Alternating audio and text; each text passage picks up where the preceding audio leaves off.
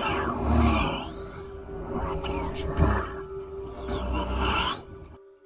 hold on. There we go. Okay. Welcome back to the Bump in the Night podcast. I am your host, the Boogeyman, Johnny Zuko, along with my co-host. Hey guys, it's Ginger Snap. And we're doing via Skype today, because we spent all day together yesterday and we didn't want to deal with each other anymore. We went to Mizz and we weren't impressed. Welcome to Mizz. And that's our review. Thanks for coming, everybody. Yeah, we went as a group. The crew went to go see Mizz in theaters yesterday, and yeah, I'd have to say I was a little. It was underwhelming for me personally. Yeah, it was. You know what? So I feel like the trailer gave the whole film away. Do you feel that way too? Like, I really feel like the trailer showed every single thing. So, like, by the time when you're watching the film, you're like, oh, okay, I already knew that, or the trailer showed that. So there wasn't any, like, surprise, really. Yeah. You know what I'm saying? Like, I just felt like, and they do that today. Like, trailers, they either don't show you anything, or they overshare everything. And it's like, well, there's, like, no shock value, there's no surprise. I honestly think they had to do that, though, because, like, it's Octavia Spencer, and who's going to buy Octavia Spencer being a weirdo? You know what I mean? Right. So I think they had to show some moments of her, like, really being evil, or really being, like, you know, downright evil. Which, for sure, but, like, even in the trailer, I think towards the end of the trailer, they even show her, like, sitting on the couch with all of them with the collars on, and, like you could tell, like, you know where their future kind of leads. Like, it's okay to show some things, but I just feel like the trailer really showed everything. So it's like, by the time the movie ended, it's like, okay, no really big surprise, you know? No, I don't know. I was not a fan of this movie, honestly. I thought I was expecting something a little more, I guess, but yeah. I don't know. I think maybe if they'd gone like a straight slasher route toward like the third act, I think it probably would have been better. Yeah, and you know, like, the film does take its time to build up, which I didn't have a problem with, you know, because the film is about a lonely woman, Octavia Spencer, you know, living in a very small town, and she buys these group of teenagers alcohol, and it turns out, okay, why don't you all come to my house where you're safe, and you're not going to be out drinking and driving, so you have a location spot. And it turns out she knows their parents. It's kind of like a Freddy thing. Like, she knows their parents, and it's kind of her revenge on the kids, really, like, what she has lined up for them and their future. So, like, the story and the premise is great. I thought, like, that's a really interesting story. And an interesting casting choice to have Octavia Spencer play that kind of role. So, like, the material she was given, I thought was, like, really good, but it just, like, I wanted more. So, like, by the time you get to the third act, when all shit goes loose, I wanted more of that, a little more intensity. Yeah, and there's also like a few lingering questions too, as well, as if does she suffer from Munchausen? Does she? Yeah. Is she just not right in the head? You know, that thing that prank that happened to her, did that really just, you know, break her? You know, because you really don't know that, because that's interesting, because we're going to spoil this movie, by the way, folks, so, because you really can't talk about this movie without spoiling it. Because there's the trail already spoiled everything anyway. No, there's one key moment that's not spoiled in the trailer, and that's the reveal that she had a daughter. And yeah. To me, I'm like, well, do you feel like that could have been played up a little more? The daughter? Yeah. Yeah. Like, you know she's what I mean? in one scene in the school, like in the first 10 minutes of the movie, and then she fucking disappears for like the whole first and second act of the movie. Yeah. It's like you totally forgot about her. Like, what? I kind of wish they would have played that up too. Like, oh yeah, like, Jeannie's been missing. Like, she hasn't been in school. Has anyone seen her? Or I kind of wish Mags would have had a little bit of friendship. Like, you know, I wish Max had a friended her, and then that would have been the cause for her to take her daughter out of school. You know what I mean? Right. Because that would have been so symmetrical. So Mags is the main teenager character, who's like the nicest one, I want to say, out of like the whole bunch. And she's the one that just moved to town with her mom. And it turns out her mom went to high school with all of the kids adults, so they all like know each other. The parents all know each other, the kids don't. Okay, so Mercedes is that? Mercedes who's her kid? Is the woman. Okay, so Mercedes. Yeah, but who's her remember kid? When it flashes back to Octavia Spencer's character and she's like getting directions on how to like give a blowjob? The blonde with like the lipstick, that is Mercedes. I know that, but I'm saying who is her kid? That's what I was asking. I don't. They never said. They never said if she had a kid. Exactly. So I'm like, what the fuck? Yeah. So that was confusing. Like, like they didn't like what's her purpose and all that, you know? Yeah, I get that she was part of that group, but also was one of them her kid or anything? Like, it was never really. They never said. Huh? They never said. Yeah, they never said. So like, I'm like, oh, she's just a random bitch. Okay. Yeah, she's just blowing the guy's dad. Yeah.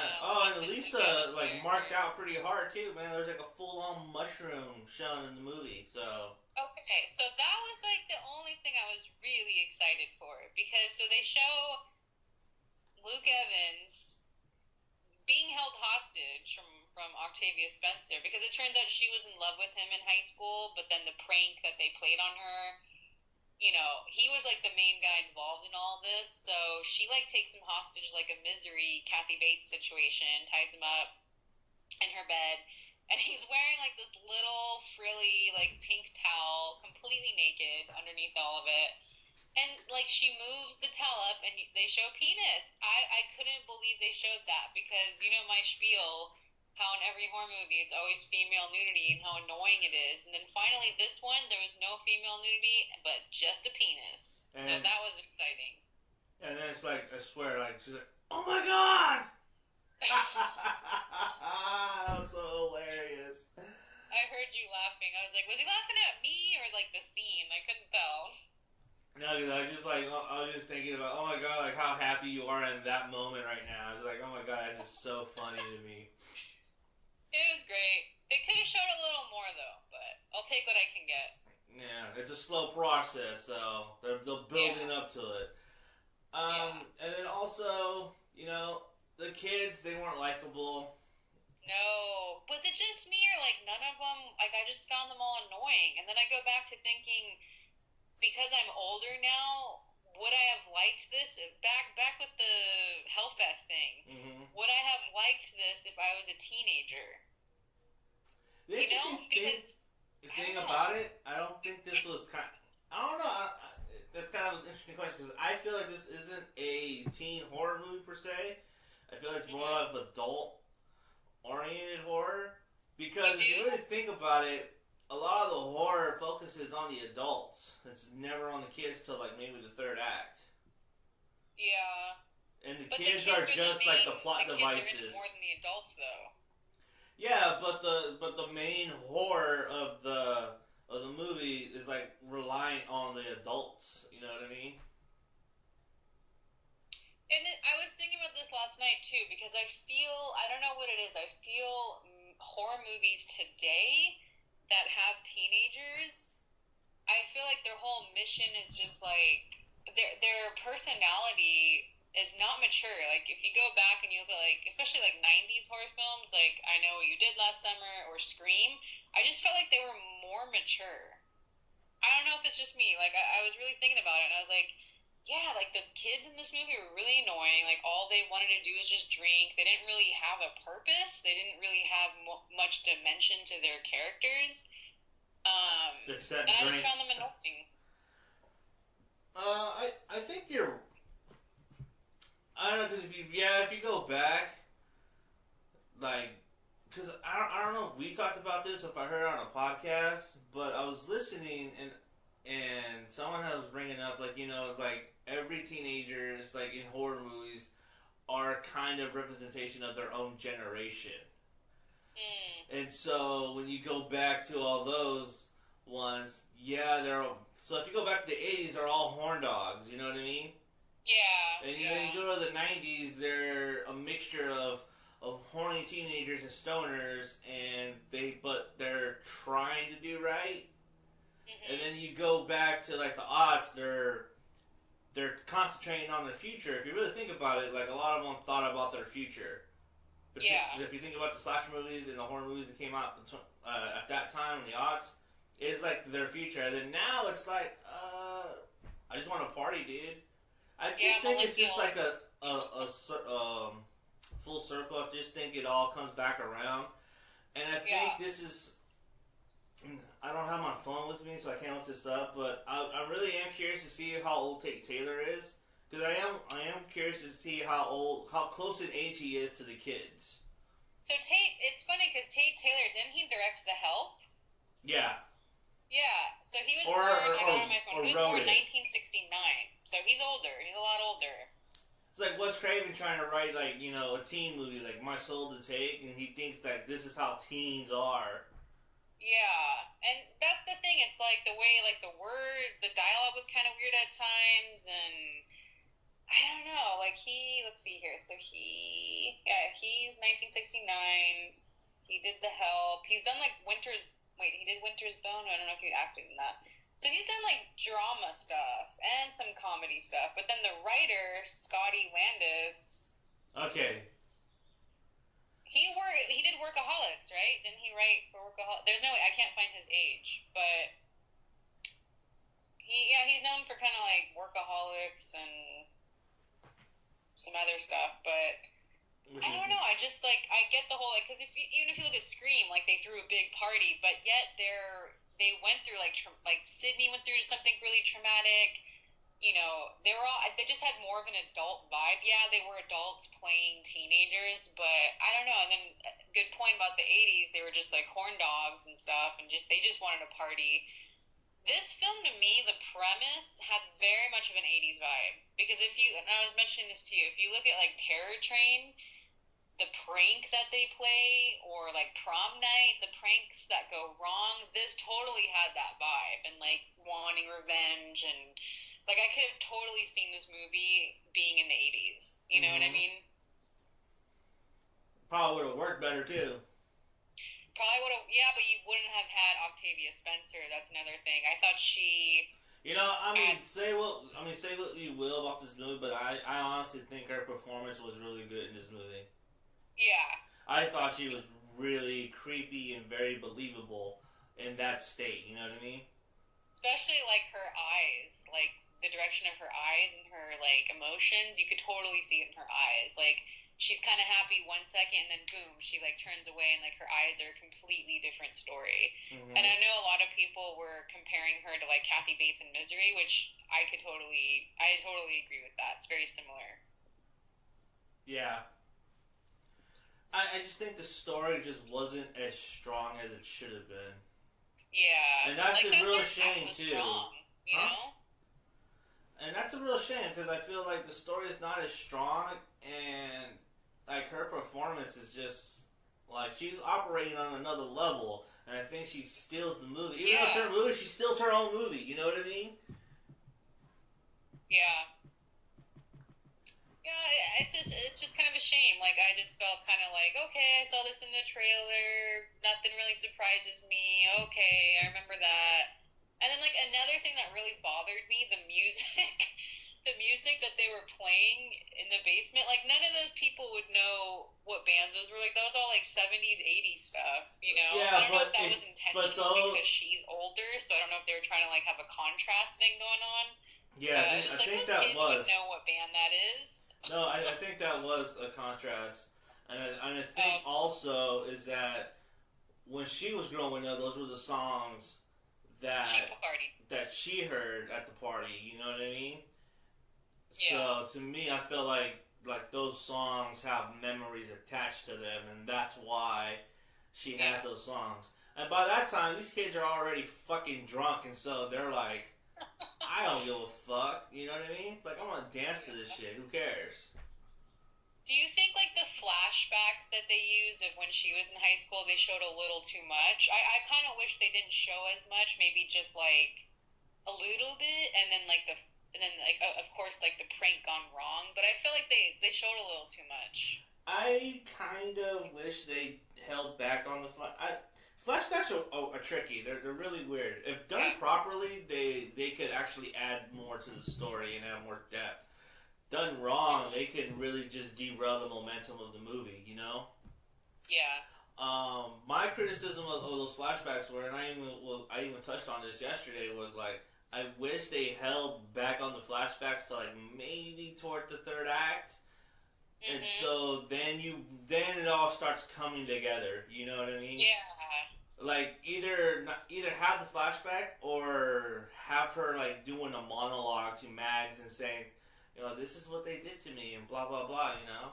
Or don't even have a flashback, just have because she's a good enough actress that she can have that monologue, right? And she can act the fuck out of that, you know what I mean? And you would feel it. You don't even need to do the flashbacks. You can just have like her like in the basement walking toward Mags and just her telling the story and why she's doing it. And I think that right there would have been, I think that would have added to the movie, because at this point you just think everything is random.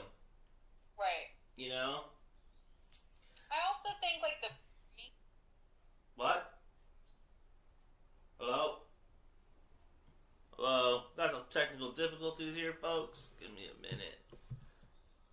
Hello?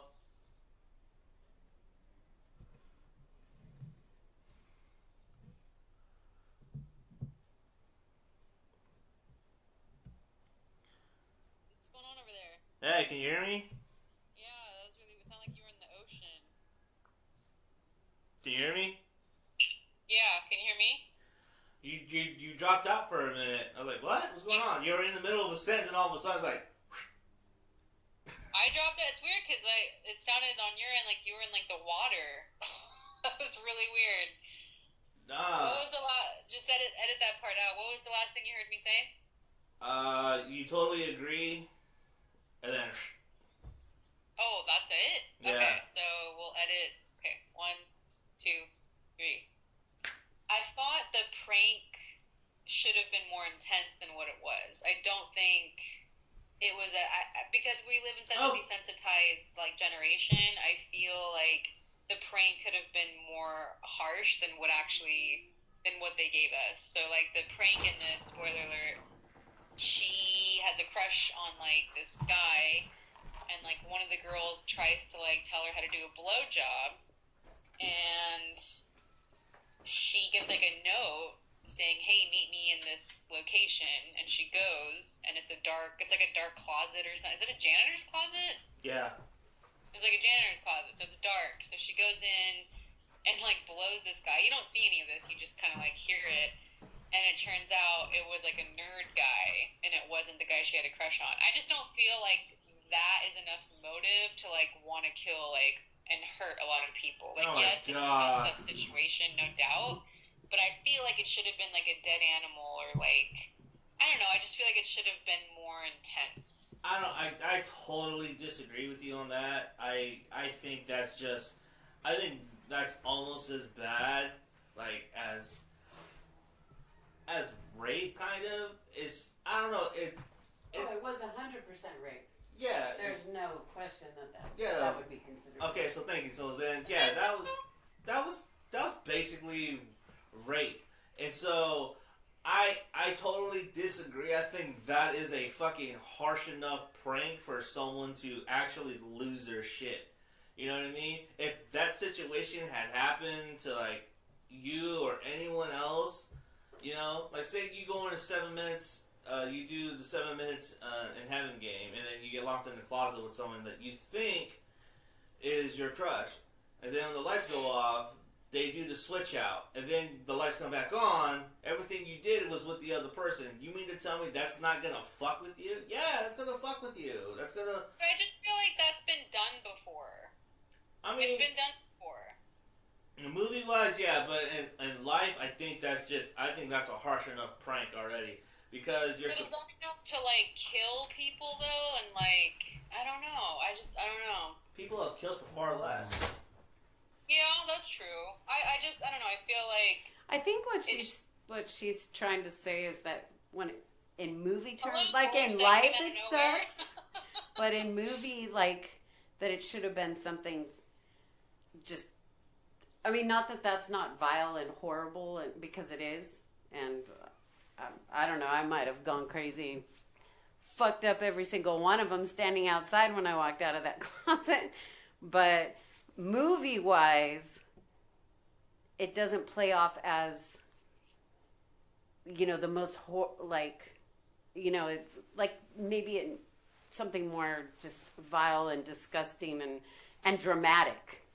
Right. So I want to contrast... Not that that's not horrible. I want to contrast that scene with the Revenge of the Nerds, where she thinks she's going into the playhouse with her boyfriend, and then the boyfriend that's wearing a Vader mask goes down on her, and then he comes back up without the mask, and it's revealed that it is the nerd, the lead guy with the glasses. Yeah. You know what I mean?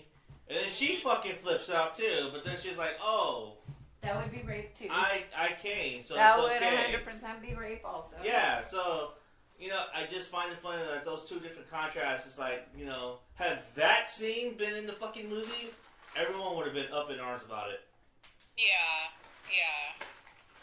But I don't know, like, I just feel like it should have been a little like, up the intensity a little bit. I don't know. I think also the problem is that we also didn't understand that as a little girl that she was really fragile. And she was meek and she was bullied, and it didn't come across like that. No, because they were like messing with her. Like it didn't show her get bullied at all. Actually, it showed them like faking wanting to be her friend, like trying to fake include her. But like she was never like beat up or like mentally assaulted or anything like that. It was like they're trying to make her think she has a chance to be in their little group. Yeah, but at the same time, it's like, well, you kind of don't really get their motivation and then her motivation as well. That's what I'm trying to say. Yeah. You know what I mean? Like you're supposed to get that. You know, she's, you know, very awkward from the very first moment you see her. Well, they're like the cool kids, the asshole. Yeah. Asshole teens, you know. What I didn't like was Juliette Lewis's character. She, like, when she was a teenager, she seemed like a nicer person than the other ones. So I didn't get why there was hatred at her. Like, why she was a part of that. She was a part of the group. She was a part of the group, though, and she didn't ever step in and do the right thing. And then there's a few times, too, like the rock piles where it's like, hey, watch this. She's, like, staying in there, looking like she wants to say something, like, oh, this is wrong. And then when she gets the note, it goes to her character again. She looks up, and it looks right back down. Like, she didn't say anything to do anything, or do anything to stop it, you know? Yeah. But she knew it was wrong. Yeah, she knew it was wrong, but it was just like, hey, she just didn't do it. Yeah. Which is interesting because that kind of plays into effect with her relationship with her daughter when she says, you made a lot of wrong decisions in your life, too. Mm-hmm. You know, another thing that kind of bugs me, too, is that, like when all the older people, like me, have a reunion, sort of, they're all like, oh, hey, how you doing? You remember that prank? I hope you forgot about that. We're still cool, though, right? Fuck out of here. Yeah, another thing that was total bullshit is when the daughter goes to the new school and, like, people come up, hey, come party with us. Okay, that never happens. That was so unrealistic. Like, I know, that's why I flipped off the screen. I was like, this movie's bullshit. Actually, to me, even though I didn't like the movie, I thought it kind of sucked. But to me, it kind of made sense because I felt like the explanation for that was when she first walked in, she made eye contact with that boy, and he obviously thought he was checking her out, and so I feel like that was his group of friends, and they were trying to help him out because he was interested in her. So to me, that scene made sense, because then he walks in last like, hey, and then they had that first scene of sort of making eye contact, and he looked at her like he thought she was cute. So I just took it as his friend, not that they probably wouldn't have talked to her otherwise unless he showed an interest in her. Garbage. Yeah, the movie kind of sucked, but that part made sense to me. But isn't the guy supposed to come up to you and be like, hey? Yeah, but the thing is that girl's personality, the one girl, I don't remember her name. She was very forward and loud and kind of pushy when she wanted her way. I mean, she completely struck me as the type that would, like if he said, oh, do you see the new girl in school? And she completely struck me as the type that would go, oh, you like her? Oh, let me, I'll go talk to her. Let me get her to hang out with us. Like, she completely struck me as that. Mizz Moist's explanation for how she got friends was garbage. Right? Garbage. What do I know since I have no friends? I can't judge. What can I don't say? have friends either. So. I don't know. I mean, we focused enough on the negativity on this movie. I don't want to bash this movie for like another half hour, but I mean, is there any positivity? Is there anything positive coming from this movie? Anything positive? I would just say, for Octavia Spencer, it was really nice to see her do such a different role. And she was the thing that, saved, if there was any saving, she was the thing that saved this movie. Yeah, I love her. She was great. And Juliette Lewis was great. Yeah. She was really good. She reminded me of me as mom. And the penis. Oh, we got to see penis! Those were the things that stood out and, that saved the movie. Actually, I think only the penis saved the movie. That was worth all the money we paid to go in the theater. You got to see some dick. There wasn't one tit. I did not see one boob. That's a first, right? It is. So they're breaking there's the positive. They're breaking new ground. They are. There wasn't one shot of a woman's body, but they showed a man. Yep. Oh, and they showed the kid too. The part I liked a lot was when she's trying to be fun with them at first, and she pulls a gun. Yeah, that was a good scene. Strip. That was a good scene. I liked that, and he's all naked. He's covering his thing, but he's all shirtless, and they show his butt too. Johnny's like, God, where's the show going? I hate all of you. Although that was a fucked up scene too. That would be considered. I think if it was reversed, people would be more up in arms about it. It's funny if it's a guy. If it was a girl that someone did that to, it would be a little more touchy. So I mean, let's just say it was wrong either way. But that's what scenes like that is what you went to see this movie for, is kind of fucked up things that fuck with your head, and you didn't get enough of that. I didn't feel like you got enough of that. We were touching on this earlier, how I feel like the third act, there should have been more of those actions that she was doing. Yeah. Yeah. That would have upped the. And I just felt. Oh, I forgot to state too. This just felt like this could have been on Lifetime. This had Lifetime written all over it. Absolutely. You know what I mean? It totally had Lifetime, television for women, the plot, the revenge, not being cool in high school, pranks, gone wrong. This totally had the Lifetime movie formula, and there wasn't that much violence in it. There was towards the end, but I mean, I feel like Cable could have shown this for sure. Not the penis, obviously, but like the other stuff, they could have definitely shown on Lifetime. But yeah, that was the thing. Was this rated R or PG-13? It had a dick in it. It was rated R. So they could have shown more. It could have been more, like Johnny was saying earlier, how he wished it was more slasher. I agree. Like they could have shown more stuff going on in that aspect. I don't know. Like if she would have whacked those kids, man, I think it would have been better. Yeah, she should have killed them, right? Like not all of them, but like most of them. Like made her way through it. You know what I mean? Like also too, like the one scene that could have just set the whole event in motion is when those kids threw the beer can at her truck. And call her a loser, and then she goes chase him and runs him off the fucking road.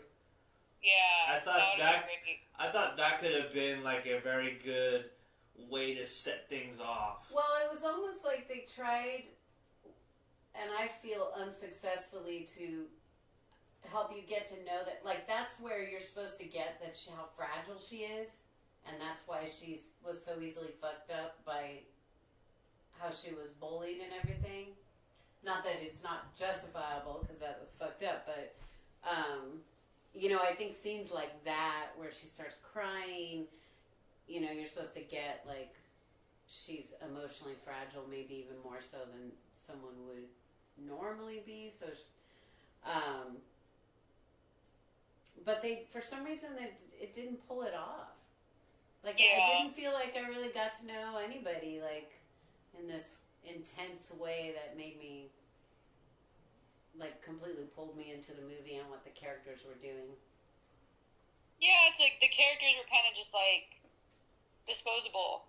Like, you never really got too close. The only one that I, like, had empathy for was Octavia Spencer. I don't know, in, like, a weird way. Yeah, no. Like, water. Yeah, I agree. But yeah, I mean, for me, like, I don't want to say this is the worst film. It's not. Like, it had its moments, but like I stated earlier, I just felt like the trailer literally showed us everything. So there wasn't much left to our imagination. But, I don't know, like, for me, I feel like you could pass this in the movie theater and just wait till it comes to, Oh, definitely. And watch it on Lifetime, when they show it on Lifetime. They'll totally show this. I think they'll what edit it the is, penis too, out, but they'll totally show this on Lifetime. Is, it felt like a different kind of movie. Like you were going to get a new storyline and something unique. But I think with the, like, bully, like you said, like the formula is one that's been done so many times. It made it not feel new. Right. And different. Yeah, exactly. You felt like you were watching the same thing, the same cool kids, the same dialogue. It didn't feel new, even though the story was kind of different and unique for a horror movie. You know what they should have done? They totally, like, you'll totally, like, disagree, Johnny, but they totally should have made her, like, not be friendly with the kids and, like, stalk them and, like, wear like a mask. Like, can you imagine? That's just your mask obsession. Like, character creates a costume and, like, stalks the kids. That's what they should have done. They should have made her like a slasher killer. That would have been cool. They should have had her They should have had her somehow bang that guy after she killed him. See, that would have been fucked up. For sure. There should have been I would have done that. I would have added necrophilia, for sure. Clive Barker movie. To make it really stand out, I don't know. Give rigor mortis a whole new meaning. I definitely would have booked this movie differently. I don't know. Like, the whole social media stalking, all that, like the way she's getting to know these kids, I think that was creepy in itself. It also shows, be careful what you post. Oh, people aren't careful at all. You know what I mean? But they've done that. They've done that so many times. Yeah, but I feel they did this. I feel like that sequence of events was done actually pretty well in this movie, though.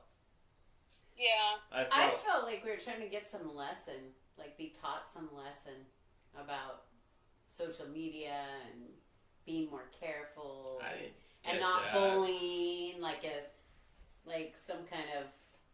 I felt like there was some, message behind it. I would have done that, and then I would have added a lot more sexual tension with her and the three guys in the group. Would have added a little bit more sexual tension there. Yeah, I would have added that too. I would have had them all the guys. She strips all the guys down. They're all naked. They're tied up, and she just boom, does whatever she wants. Tortures them. Maybe chops off their penis here and there. Have fun. There's only 3 to work with. Yeah, exactly. Chops off their penis here and there. I don't know. I mean, this movie had its moments, but it wasn't the movie that I wanted, though. This is not the movie you see in the trailer. Yeah, I agree. You know what the I mean? trailer was better. The trailer makes it feel like it's a high energy, horror movie. This one's kind of a slow burn. Maybe I'm wrong, but I got from watching the trailer that there was going to be some kind of, maybe it was the mask, the African mask on the wall, or the mask that, I thought there was maybe going to be some, magic or something, there was some kind of ritualistic.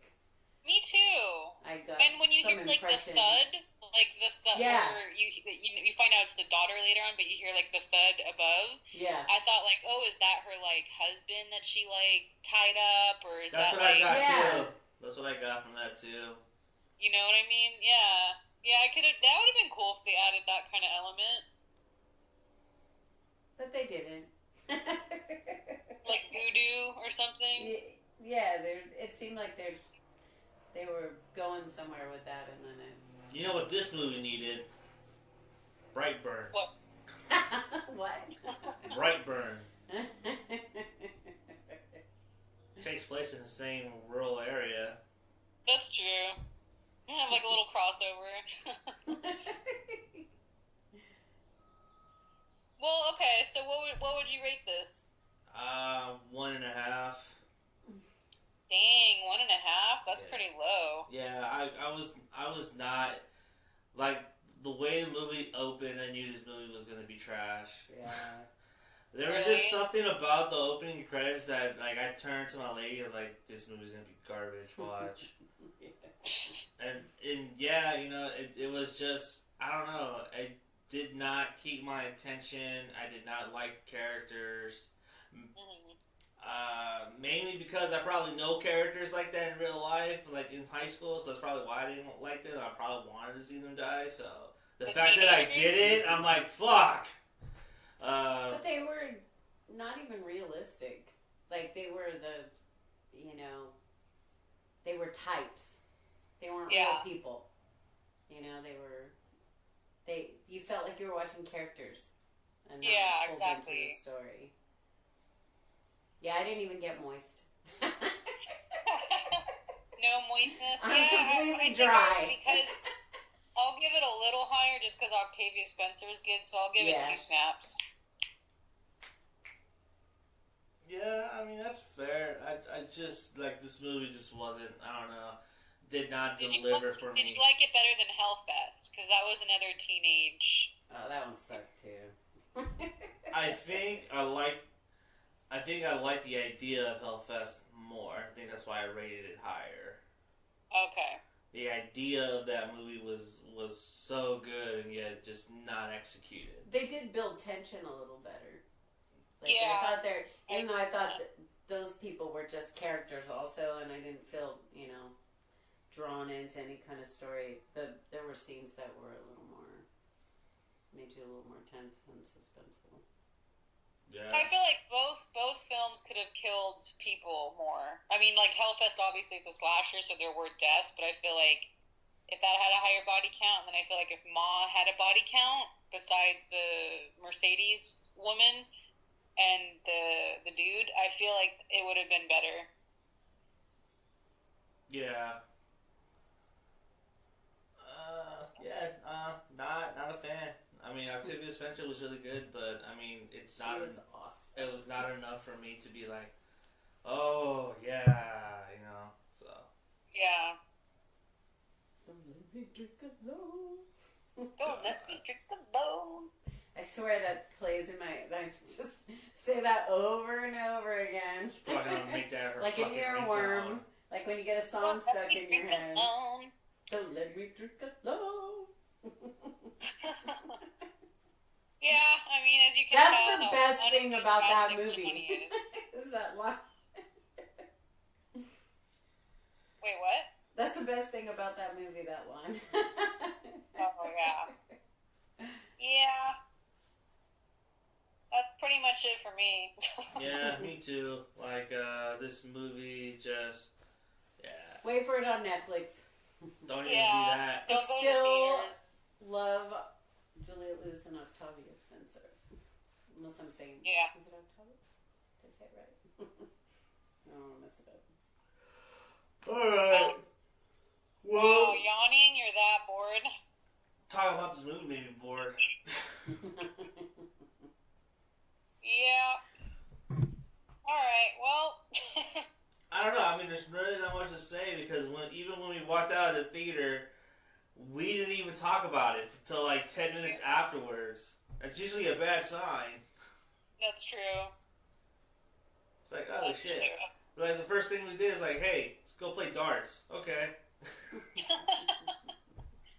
Which I suck at. Yeah, I don't know. It's unfortunate. Like nothing tops Misery. You know, like nothing tops Misery, and I think that's what they're trying to do with this, like that vibe. Yeah. But unfortunately, it didn't beat it. Yeah. Misery is great. Alright, well, that's our review on Ma. We went to Ma's house. We were very unimpressed. And we left 5 minutes after, so. It just left us with a bad hangover. Yeah. For real. Oh, reels. Alright, well, for your host, the Boogeyman, Johnny Zuko, and my co-host, Ginger Snap. and our producer back in the background, Mizz Moist. Stay scary, people. Stay scary. Bye. Bye.